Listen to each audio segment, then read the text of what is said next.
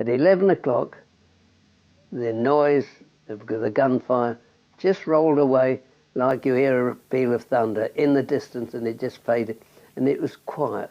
It was eerie. I can't express how I felt, but I offered up a little prayer to thank that I was still alive. Everybody seemed to be walking up and down the street saying, "Is it really over? Is it really over? Perhaps he'll come home after all." Well, do you know, strangely enough, we wept because the silence was so awful. You see, we'd been used to the noise of guns all day long, all day long, all day long. It was so strange to have silence.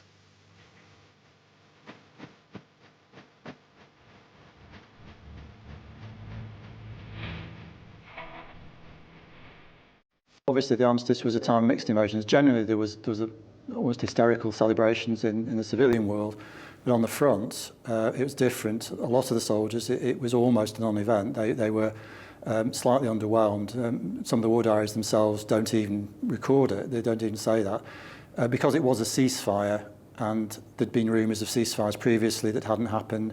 And I think after so much time, they were sort of inured to this feeling, and they couldn't quite believe it.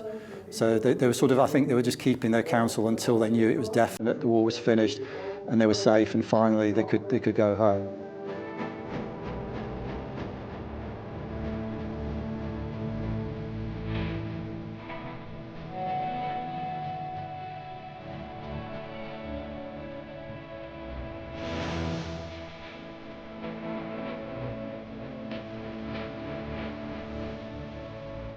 I think on the day itself and the immediate period, it was fairly euphoric, certainly in civilian lives.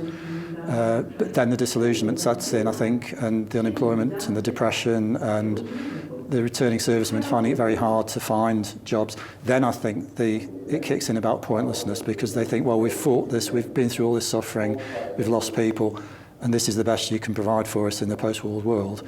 And I think that is at that point that there is a tipping where they think, yes, maybe this wasn't worth what we've sacrificed.